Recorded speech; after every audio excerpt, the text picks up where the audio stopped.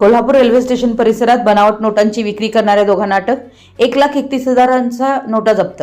Kolhapur railway station परिसरात बनावट नोटांची विक्री करण्यासाठी आलेल्या 2 संशयितांना शाहूपुरी पोलिसांनी मोठ्या शिताफीने अटक केली आहे.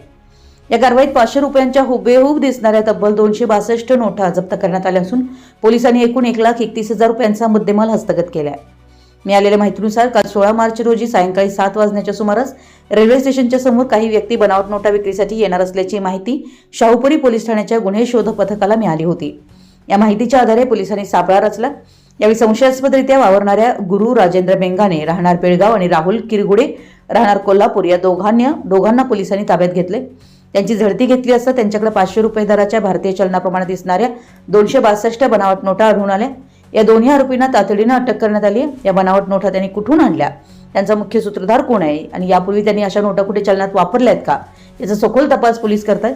ही धडक कारवाई पोलीस उपनिरीक्षक आकाश जाधव आणि त्यांच्या पथकाने केली आहे. या घटनेमुळे शहरात खळबळ उडाली असून नागरिकांनी आर्थिक व्यवहार करताना सावध राहण्याचं आवाहन पोलिसांनी केलं आहे.